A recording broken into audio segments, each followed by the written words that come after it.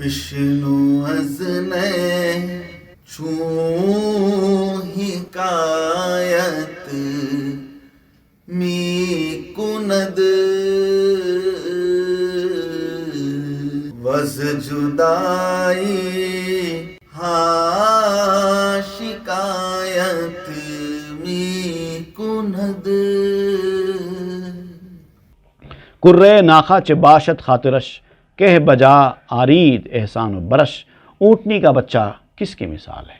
اب کہتے ہیں، پہلے آپ نے ایک مثال دی تھی، اونٹ اور صالح علیہ السلام. صالح علیہ السلام اللہ کے نیک بندے کی صالح روح جو جسم کے اوپر سوار ہے، اور جسم کیا ہے؟ اونٹنی ہے. اب یہ اونٹنی کا بچہ، تو وہ جسم کا بچہ کیا ہے؟ کہتے ہیں کہ یہ دل ہے. اس کے دل، اللہ کے نیک بندوں کے دل کی مثال ہے اس اونٹنی کا بچہ. کہ بجا آرید احسان و برش. تو سعادت مند آدمی کو چاہیے کہ اس دل کے ساتھ احسان اور خدمت بجا لاؤ، کیونکہ وہ اگر چلا جائے گا تو پھر عذاب آئے گا. اللہ کے نیک بندے کا دل اگر ٹوٹ جائے گا تمہاری وجہ سے تو عذاب آئے گا. گر بجا آیت دلش رستی دزاں ورنہ نومیدی تو سائدہا گزاں. اگر اس کا دل صاف ہو جائے تو عذاب سے سمجھو چھوٹ گئے. دل اگر صاف ہو گیا تو عذاب سے چھوٹ گئے. مطلب اللہ کے نیک بندے کو اگر آپ نے غلطی سے بھی کوئی تکلیف پہنچائی، اس کے دل کو تکلیف پہنچ گئی تو عذاب یقینی ہے. لیکن آپ نے اس کے دل کو صاف کر لیا معافی چاہ کر، تو پھر عذاب سے بچنے کی صورت نکل کے آ گئی.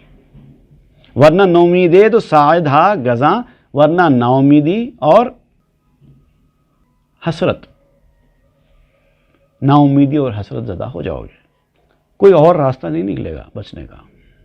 چوں شنیدن داں وعید منقدر چشم بن ہادند آرا منتظر. جب انہوں نے ایک دھمکی سنی، آواز سنی، ہولناک آواز، یعنی اب عذاب کا مرحلہ شروع ہو چکا تھا. پہلے آواز آئی، بھیانک قسم کی آواز، چشم بن ہادند آرا منتظر. تو اب سر سے پاؤں تک انتظار بن گئے، انتظار کرنے لگے، کیونکہ اب ان کو یقین ہو گیا کہ اب عذاب آنے والا ہے، کیونکہ پورے علامتیں ظاہر ہو چکے تھے.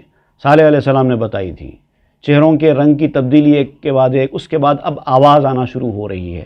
تو اس کا مطلب یہ کہ اب یہ سمجھ چکے ہیں کہ اب ہم عذاب سے نہیں بچنے والے. تو گویا کہ اب وہ عذاب کا انتظار کر رہے تھے، سراپا انتظار بن گئے تھے.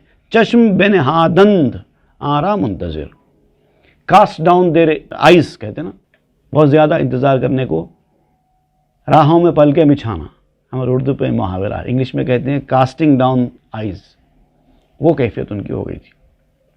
روز اول روئے خود دیدند زرد می زند از ناامیدی آہ سرد. پہلے دن انہوں نے اپنے چہروں کو پیلا ہوتے ہوئے دیکھ لیا، پھر ناامیدی شروع ہو گئی ان کی. اب ٹھنڈی آہیں بھرنے لگے، آہ سرد بھرنے لگے. سائنگ ہیویلی فرام ڈسپیئر، وہ کیفیت ہو گئی. سرخ شد روئے ہما روز دوم نوبت امید و توبہ گشت گم. دوسرے دن پھر سب کے چہرے لال ہو گئے. اب امید اور توبہ کا وقت ختم ہو گیا. شد سیاہ روز سوم روئے ہما حکم سال راست شد بے ملحمہ. تیسرے دن سب کے چہرے کالے ہو گئے. اب حضرت صالح علیہ السلام کا جو حکم تھا، جو آپ نے سنایا تھا، دھمکی دی تھی، وہ بغیر کسی اختلاف کے، without possibility of any dispute، صحیح ثابت ہو گئی. بے ملحمہ، بالکل جیسا کہا تھا ویسا ہو گیا. چوں ہما در ناامیدی سرزنند ہم چو اشتر در دو زانو آمدند. جب سب ناامیدی میں مبتلا ہو گئے، اب عذاب کو اپنے سامنے دیکھنے لگے، اب کوئی ان کو بچانے والا نہیں ہے، اس طرح کا ان کو یقین ہو گیا. تو جیسے اونٹ گھٹنوں کے بل بیٹھ جاتا ہے تھک ہار کے، وہ ان کی کیفیت ہو گئی. بڑی سرکشی کر رہے تھے، بڑی ڈینگیں مار رہے تھے، بڑے تکبر کے مظاہرے کر رہے تھے. اب جب ان کے بس میں کچھ نہیں رہا، اب یقین ہو گیا کہ عذاب کو اب کوئی نہیں ٹال سکے گا، وہ مایوس ہو کر گھٹنوں کے بل گر گئے. ہم چو اشتر در دو زانو آمدند، دو زانو گر گئے اونٹ کی طرح. ایک اور نسخے میں ہمچو مرغاں کا میں نے پڑھا ہے، ہمچو مرغاں، کراؤچنگ برڈس جیسا بیٹھ جاتے ہیں گھٹنوں کے بل، ویسا وہ بیٹھ گئے. درنبے آورد جبریل امی شرح این زانو زدن را جاسمی. جبریل علیہ السلام، جبریل امین قرآن مجید میں ان کی کیفیت کی شرح جاسمین کے الفاظ کے ساتھ لائیں. قرآن مجید کی آیت کے حوالے سے آپ بولتے ہیں فَأَصْبَحُوا فِي دَارِهِمْ جَاسِمِينَ. یہ گھٹنوں کے بل ان کی جو گرنے کی کیفیت ہے اس کا ذکر قرآن میں آیا ہے، فَأَصْبَحُوا فِي دَارِهِمْ جَاسِمِينَ، تو اس کا لفظ جاسمین آپ نے استعمال کیا یہاں پر. شرح ای زانو زدن را جاسمین، یہ گھٹنوں کے بل جو یہ لوگ دو زانو ہو کر جو بیٹھ گئے، یہ اس کا ذکر ہے قرآن مجید میں جو آیا ہے جاسمین. زانو آدم زن کے تعلیمت کنند وز چنی زانو زدن بے مت کنند. اب آپ یہاں فرماتے ہیں کہ اگر تم کو عذاب کے آنے کے بعد اس طرح سے دو زانو بیٹھنے سے بچنا ہے تو اللہ کے نیک بندوں کے سامنے تعلیم حاصل کرتے ہوئے دو زانو بیٹھ جاؤ. اس دو زانو بیٹھنے سے بچنا ہے تو یہ دو زانو بیٹھ جاؤ. تو اس وقت دو زانو بیٹھ جب تجھے پڑھایا جاتا ہے، تاکہ تو اس دو زانو بیٹھنے سے بچ جائے جب تجھے ڈرایا جا رہا ہے. منتظر گشتند زخم قہر را قہر آمد نیست کرداں شہر را. اب یہ لوگ قہر کے، غصے کی چوٹ کے انتظار میں بیٹھ گئے. اب اس کے بعد کیا ہوا؟ اللہ تعالیٰ کا قہر ٹوٹا، عذاب آیا اور پورا شہر نیست و نابود ہو گیا، پورے ہلاک ہو گئے. سال از خلوت بسوئے شہر رفت شہر دید اندر میانے دود و تفت. حضرت صالح علیہ السلام اب اپنی خلوت نشینی سے، جو آپ اکیلے میں چلے گئے تھے، اب عذاب آنے والا ہے ان قوم کو، آپ کسی کونے میں اکیلے میں چلے گئے تھے، جب عذاب آ گیا، جب ساری قوم تباہ و برباد ہو گئی، تو جب حضرت صالح علیہ السلام اپنی خلوت سے باہر نکل کر شہر کی جانب گئے اور دیکھا کہ شہر میں ہر طرف دھواں ہی دھواں ہیں، اور کچھ لوگ تو ہلاک ہو چکے ہیں، کچھ لوگ ہلاک ہونے کے قریب ہیں، تڑپ رہے ہیں، اور پوروں کے جسموں کو آگ نے اپنی لپیٹ میں لے لیا ہے. حضرت صالح علیہ السلام کے لیے منظر بڑا ہی دردناک تھا. نالا از اجزائے ای شامی شنید نوحہ پیدا نوحہ گویا نا پدید. اب یہ تو مر چکے تھے، ان کے لاشیں پڑے ہوئے تھے، لیکن حضرت صالح علیہ السلام کو ان کے لاشوں سے بھی رونے کی آواز آ رہی تھی. تو آپ فرماتے ہیں نوحہ پیدا نوحہ گویا نا پدید. رونا تو موجود تھا مگر رونے والے موجود نہیں تھے. یہ کیفیت تھی. زست خواہاں شاں شنید و نالہا اشک خوں از جان شاں چون جالہا. تو انہوں نے، حضرت صالح علیہ السلام نے ان کی ہڈیوں سے ان کا رونا سنا. زبان حال سے رونا کہتے ہیں اس کو. رونے والا دکھائی نہیں دیتا، لیکن دیکھنے والا سمجھتا ہے کہ کوئی رو رہا ہے، اپنی قسمت پر رو رہا ہے. ان کی ہڈیاں رو رہی ہیں، ان کا خون رو رہا ہے، ان کے جسم کی ایک ایک بوٹی رو رہی ہے، ان کی جانوں سے خون کے آنسو نکل رہے ہیں. وہ حال انہوں نے، صالح علیہ السلام نے ان کا دیکھا. چوں جالہا، ان کی آنکھوں سے آنسو ایسے جیسے کہ آسمان سے اولے برس رہے ہیں. گریاں چوں از حد گزشتو ہائے ہائے گریہ ہائے جاں فضائے دل ربائے. رونا اور ہائے ہائے ان کا زبان حال سے کہتے اس کو، جو عام انسان کو نظر نہیں آتا. حضرت صالح علیہ السلام دیکھ رہے تھے، تو کہتے ہیں کہ جب ان کا رونا حد سے بڑھ گیا، اور وہ رونا جو حضرت صالح علیہ السلام کے لیے روح کو سکون پہنچانے والا اور حضرت صالح علیہ السلام کے لیے خوش کرنے والا تھا، ان کا رونا. صالح علیہ السلام کی عبرت تھی نا، صالح علیہ السلام کا ایمان مضبوط ہو گیا ان کا یہ حشر دیکھ کر. حالانکہ وہ تو ہے ہی نبی، لیکن کبھی کبھار نبی کو بھی ایک خواہش ہوتی ہے کہ ہمارا ایمان اور مضبوط ہو جائے، اطمینان قلبی حاصل ہو جائے. جیسے حضرت ابراہیم علیہ السلام نے کہا تھا وَلَٰكِن لِيَطْمَئِنَّ قَلْبِي، تو وہ کیفیت ہوئی صالح علیہ السلام کی بھی، اطمینان قلب حاصل ہو گیا. لیکن قوم کا یہ برا حشر دیکھنے کے بعد جو تکلیف ہوتی ہے وہ تو ہونا تھا. صالح آں بے شنید و گریہ ساز کرد نوحہ بر نوحہ گراں آغاز کرد. تو حضرت صالح علیہ السلام نے ان کا یہ رونا سنا تو آپ نے بھی رونا شروع کر دیا، رونے والوں پر رونا شروع کر دیا، چونکہ وہ رو رہے ہیں اس لیے ان کے رونے کو دیکھ کر آپ نے رونا شروع کیا، ان کی حالت کو دیکھ کر۔ گفت اے قومیں بے باطل زیستہ، وز شما من پیش حق بگریستہ، فرمایا اے باطل میں زندگی گزارنے والی قوم، میں خدا کے سامنے تمہاری وجہ سے کتنا نالا ہو گیا ہوں، تم میری بات سنتے ہوتے تو کیا ہوتا، میں بھی اللہ تعالیٰ کے سامنے بڑا سرخرو ہوتا کہ پروردگار میں نے تیری قوم کو ہدایت کا راستہ دکھا دیا ہے، اور تمہارا حال بھی اس قدر برا نہ ہوتا۔ میری یہ درد مجھے ستایا جا رہا ہے کہ میری قوم نے ایسا کیوں کیا، اس حال پر کیوں پہنچ گئی۔ حق بے گفتہ صبر کن بر جور شاں، پند شاں دہ بز نماند از دور شاں۔ تو اللہ تعالیٰ نے فرمایا صالح ان کے ظلم پر صبر کرو، اسی لیے میں صبر کرتا رہا۔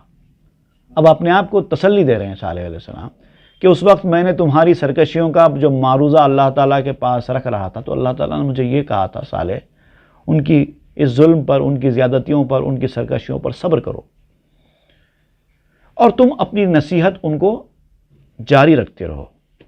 ان کا دور زیادہ دور نہیں ہے، انہیں پہلے کا پہلے اللہ تعالیٰ نے اشارے دے رکھے تھے کہ یہ قوم سدھرنے والی نہیں ہے، تم اپنا کام جاری رکھو، اس کے بعد ان کا جو حشر ہونا ہے وہ ہوگا، زیادہ دور نہیں ہے وقت۔ من و گفتہ پند شد بندز جفا، شیر پند از مہر جوشد و صفا۔ تو میں نے عرض کیا اللہ تعالیٰ سے ان کے ظلم اور ان کی سرکشی کی وجہ سے میری نصیحت کام نہیں کر رہی ہے، میری نصیحت کا دروازہ بند کر دیا گیا ہے ان کی سرکشیوں کی وجہ سے۔ اب ہوگا بھی یہی، شیر پند نصیحت کا جو دودھ ہوتا ہے نا، از مہر محبت سے جوش پاتا ہے، نصیحت کا دودھ محبت سے جوش میں آتا ہے، ان کے اندر وہ محبت تھی ہی نہیں، وہ صفا اور صفائی سے، صفائی دل، جس کے اندر محبت اور دل کی صفائی ہوتی ہے انہی کے اوپر نصیحت اثر کرتی ہے۔ یہ وجہ تھی جو یہ لوگ میری بات کو اہمیت نہیں دے رہے تھے۔ بس کے کردی دس جفا بر جائے من، شیر پند افسرد در رگ ہائے من۔ میرے بارے میں تم نے بہت ظلم کیے۔ اب ان کی لاشوں سے خطاب ہو رہا ہے صالح علیہ السلام کا، میں نے تم کو بہت برداشت کیا لیکن تم نے بہت ظلم کیے، اور جو نصیحت کا دودھ میں نے تمہیں پلانے کے لیے لایا تھا وہ میری رگوں میں ہی ٹھٹر کر رہ گیا، تم نے اس سے کچھ حصہ نہیں لیا۔ حق مرا گفتہ ترا لطف دہم، برسرے آ زخم ہاں مرہم نہم۔ اللہ تعالیٰ نے مجھ سے فرمایا اے صالح تجھے تو میں لطف عطا کروں گا، تو نے اپنا کام پورا کیا ہے، تیرے زخموں پر مرہم بھی رکھوں گا، اب تو تھوڑا برداشت کر لے، صبر کر لے۔ صاف کردہ حق دلم را چون سما، روفتہ از خاطرم جور شما۔ اللہ تعالیٰ نے میرے دل کو آسمان کی طرح صاف کر دیا، اور تمہارے ظلم کو میری طبیعت سے جھاڑ دیا، اب تمہارا ظلم میرے اوپر کوئی اثر نہیں کرے گا۔ در نصیحت من شدہ بارے دیگر، گفت امثال و سخن ہا چون شکر۔ اور میں تمہاری سرکشیوں کے باوجود، تمہارے انکار کے باوجود میں نصیحت کرتا رہا تمہاری جو سرکشی تھی، انکار تھا، اس کے باوجود میں نے تم کو دوبارہ نصیحت کی۔ شکر جیسی میٹھی باتیں میں تمہارے ساتھ کرتا رہا، مثالیں دیتا رہا حق کے راستے میں، تاکہ کسی طرح کوئی ایک چیز بھی تمہاری ہدایت کا ذریعہ بن جائے۔ شیر تازہ از شکر انگیختہ، شیر و شہدے با شکر آمیختہ۔ مٹھاس سے میں نے تمہارے لیے تازہ دودھ نکالا تھا۔ میری جو مٹھاس تھی، گفتگو کی مٹھاس، اخلاق کی مٹھاس، اس سے میں نے تمہارے لیے تازہ دودھ نکالا تھا، دودھ اور شہد کو ملا کر شکر گھول دیا تھا تاکہ یہ مٹھاس تم کو فائدہ پہنچائے۔ میں نے تمہارے لیے اتنا کچھ کیا۔ در شما چون زہر کشتائی سخن، زاں کے زہرستاں بدید از بے خوبن۔ اور تم نے کیا کیا؟ تم نے اسی سے، جو میں نے تمہارے لیے دودھ اور شکر ملا کر میں نے تمہارے لیے پینے کے لیے ایک میٹھی چیز تیار کی تھی، تم نے اسی میں زہر ملا دیا، اس لیے کہ تمہارے مزاج میں وہی ہے، تم لوگ زہرستان ہو، از بے خوبن، جڑ سے، اس کی بنیاد سے تمہارے اندر زہر بھرا ہوا ہے، سر سے پاؤں تک تم زہر ہو، اسی وجہ سے تم نے اس کا یہ حال کیا۔ چوں شوم غمگین کے غم شد سر نگوں، غم شما بودید اے قوم ہروں، میں غمگین کیوں ہوں جبکہ غم کو شکست ہوئی، غم اوندھا ہو گیا، ظالم کو اس کے ظلم کی سزا مل گئی، اور اب میں رو رہا ہوں، اب میں غمگین ہوں، مجھے افسوس ہو رہا ہے اس قوم کے اوپر۔ غم شما بودید اے قوم ہروں، قوم ہروں کہتے ہیں سرکشی کرنے والی قوم کو، میں کیوں غم زدہ ہو رہا ہوں تمہارے لیے؟ ارے غم تو تمہاری قسمت ہے، سراپا غم تو تم تھے، تمہارے لیے میں کیوں روں؟ ہیچ کس بر مرگ غم نوحہ کند، ریش سر چون شد کسے منہ بر کند، غم کے ختم ہونا پر بھی کوئی روتا ہے کیا؟ اب اپنے آپ کو کہہ رہے ہیں کہ میں ان کے واسطے کیوں رو رہا ہوں، میں ان کے واسطے کیوں پریشان ہو رہا ہوں، میرا تو غم ختم ہو گیا ہے، اور غم ختم ہونے کے بعد کوئی روتا ہے کیا؟ سر کا زخم اچھا ہو جانے کے بعد کوئی بال اکھاڑتا ہے کیا؟ اگر بال اکھاڑنا ہی ہے تو جب سر میں زخم ہو تب بال اکھاڑے جاتے ہیں، اب تو زخم اچھا ہو گیا، اب بال اکھاڑنے کی کیا ضرورت ہے؟ اب تو یہ سرکش قوم ہلاک ہو چکی، اب افسوس کرنے کی کیا ضرورت ہے؟ رو بخود کر دو بے گفت نوحہ گر، نوحہ اطرامی نیرزندی نفر، اپنی طرف آپ نے رخ کیا، اپنے آپ سے خطاب کیا اور کہا اے رونے والے سالے، تو کیوں رو رہا ہے؟ یہ لوگ تیرے رونے کے لائق تھے ہی نہیں، ان کے واسطے رو رہا ہے۔ کج مخاں اے راست خانندہ مبی، کیفا آسا خلف قوم کافرین، اے مبین، مبین سے مراد یہاں پر قرآن مجید ہے، کیونکہ قرآن کو قرآن مبین کہا گیا ہے، واضح آیتوں والی کتاب۔ اے قرآن کے پڑھنے والے، قرآن کو غلط مت پڑھ، اپنے آپ سے خطاب کرتے ہوئے کہتے ہیں کہ اے سالے، اے قرآن کے پڑھنے والے، قرآن کو غلط مت پڑھ۔ کیا مطلب اس کا؟ اس کی صراحت کریں۔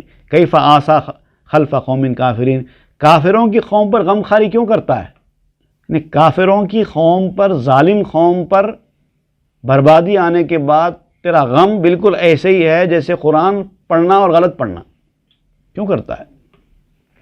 اور یہ بھی جو ہے، جو عربی کا جو مصرع یہاں پر آپ نے استعمال کیا، کیف آسا خلف قوم کافرین، یہ آپ نے مصرعے کے طور پر اس کو استعمال کیا۔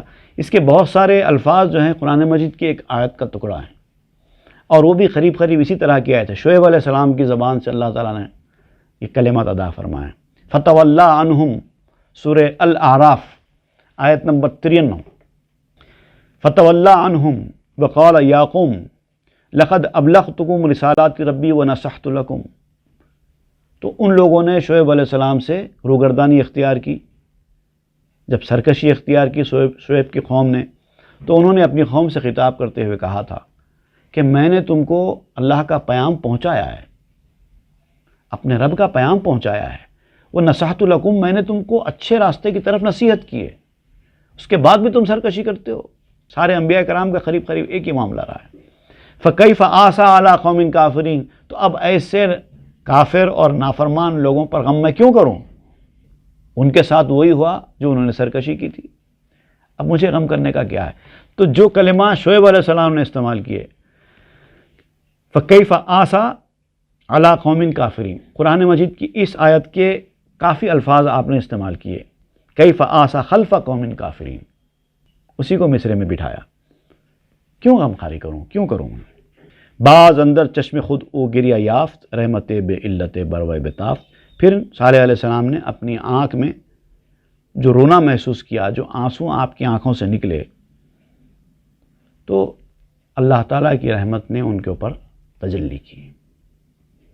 خطرہ می بارید و حیراں گشتہ بود، خطرہ بے علت از دریائے جود، اب کیا ہوا کہ ان کی آنکھوں سے جو آنسو کے قطرے ٹپک رہے تھے، تب صالح علیہ السلام کو پتہ چلا کہ یہ جو آنسو ہیں یہ کافروں کی بربادی کے غم کے آنسو نہیں ہیں، بلکہ یہ اللہ تعالیٰ کی رحمت کے آنسو ہیں جو ٹپک رہے ہیں۔ کیونکہ صالح علیہ السلام حیران تھے کہ میری آنکھوں میں آنسو کیوں آ رہے ہیں، تو یہ اللہ تعالیٰ کی عطا و بخشش کے آنسو تھے. جب اللہ تعالیٰ کسی بندے پر بہت زیادہ مہربان ہو جاتا ہے تو اس کی آنکھوں میں آنسو آ جاتے ہیں. سبحان اللہ، سبحان اللہ، سبحان اللہ.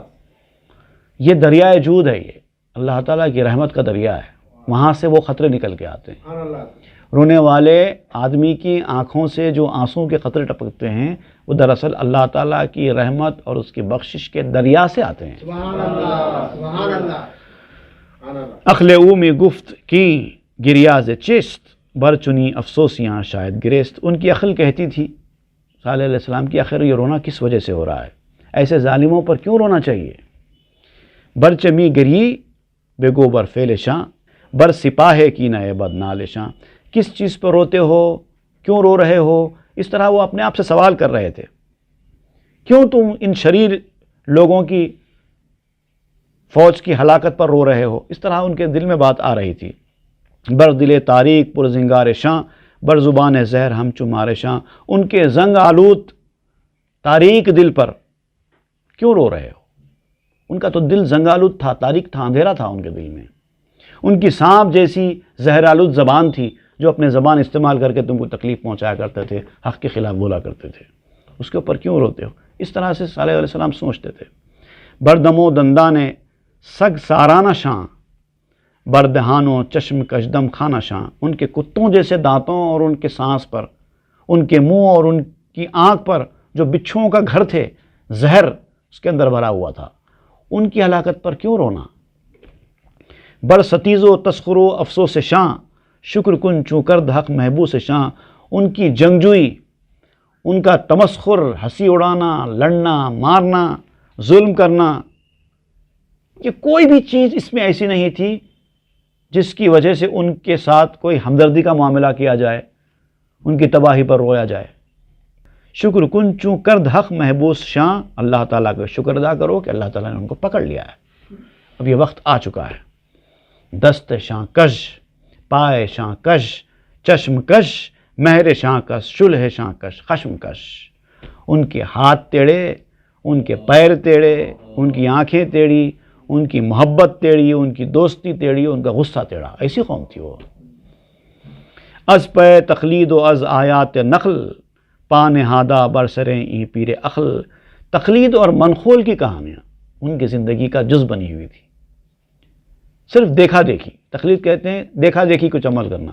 ان کے باپ دادا جو کرتے آئے تھے بس وہی دیکھا دیکھی چل رہا تھا. منقول کہانیاں کہتے ہیں صرف قصے کہانیاں، کوئی ریالٹی نہیں، کوئی اصلی بات نہیں. پتہ نہیں کس نے لکھ دی، لکھنے والے کا بھی بعض وقت نام پتہ نہیں، مگر اس کے اوپر چل رہے ہیں لوگ. اس کو کہتے ہیں منقول. سنی ہوئی باتیں، سنی ہوئی باتوں پر اور اندھی تقلید کے اوپر ان کا دین قائم تھا. تو ان کا جو معاملہ تھا پان ہادہ بر سرے ای پیر عقل. عقل کے پیر، عقل کا جو پیر ہوتا ہے نا، انسان کا ایک پیر ہوتا ہے، وہ ہوتا ہے اس کی عقل. تو عقل کے پیر کے سر کو ہی انہوں نے پہ عمل کر دیا تھا. اپنی عقل کا استعمال نہیں کرتے تھے، سوچتے نہیں تھے کہ حق کیسے ہو سکتا ہے جس کا کوئی اصل ہے نہ کوئی بیس ہے. من گھڑت کہانیاں، من گھڑت باتیں، اور اسی کو حق جان کر چل رہے تھے. پیر خر نے جملہ گشتہ پیر خر اور زبان و چشم گوش ہم دیگر. وہ پیر کے خریدار نہیں تھے. اب دیکھیے یہاں پر پیر خر اور پیر خر دو الفاظ بڑے خوبصورت استعمال کیا آپ نے. وہ پیر کے خریدار نہیں تھے بلکہ پیر خر کے خریدار تھے. خر کہتے ہیں گدھے کو اور پیر کہتے ہیں بوڑھے کو. بوڑھے گدھے کے خریدار تھے. ان کو ہونا چاہیے تھا کہ پیر کے خریدار بنتے، بلکہ انہوں نے کیا کیا، سب کے سب بوڑھے گدھے ہو گئے تھے جن کی عقلیں کام نہیں کر رہی تھی. از زبان و چشم گوش ہم دیگر. ایک دوسرے کی زبان اور ایک دوسرے کی آنکھ اور ایک دوسرے کے کان ہی ان کا سب کچھ تھا. ان کی سنتے وہ عمل کرتے، ان کی دیکھتے وہ عمل کرتے، بس اسی میں گھوم رہے تھے. از بہشت آورد یزداں بندگاں تا نمایت شاں سخر پروردگاں. اللہ تعالیٰ اپنے بندوں کو، نیک بندوں کو جو ان کو بہشت میں، جنت میں رکھنا چاہتا تھا، وہ اس دنیا میں بھیجا اسی لیے تاکہ ان کو کھلائے، تاکہ دوزخیوں کو ان کے انجام دکھائے. مطلب اے صالح، تو ہمارا نبی ہے، تجھے تو ہم اپنے پاس رکھ سکتے تھے، دنیا میں بھیجنا کیا ضروری تھا. تجھے جنت میں ہم اپنی قربت میں رکھ سکتے تھے، لیکن ہم نے تجھے اپنی قربت سے نکال کر ان لوگوں کے بیچ میں بھیجا، اسی کے لیے جو تیرے ماننے والے ہیں، جو تیرے رستے پہ چلنے والے ہیں، ان کو جنت کی خوشخبری سنا، ان کو بخشش کا مژدہ سنا، اور سرکش نافرمان قسم کے لوگ ہیں ان کو ان کا انجام دکھا، اسی لیے تو بھیجا ہے، افسوس کیوں کرتا ہے؟ یہ ہے صالح علیہ السلام کا واقعہ۔ اب اس کے بعد اسی تسلسل کو مولانا روم آگے جاری رکھیں گے۔ ایک مرج البحرین یلتقیان بینہما برزخ لا یبغیان، یہ سورہ رحمان کی ایک آیت ہے جس کی تشریح مولانا روم اب یہاں پر فرمائیں گے۔ اب آپ دیکھیں گے کہ اس سے اس کا کیا تعلق ہے۔ وصلی اللہ تعالی علی خیر خلق سیدنا محمد وآلہ وصحبہ اجمعین والحمد للہ رب العالمین۔ بشنو از چون حکایت می کند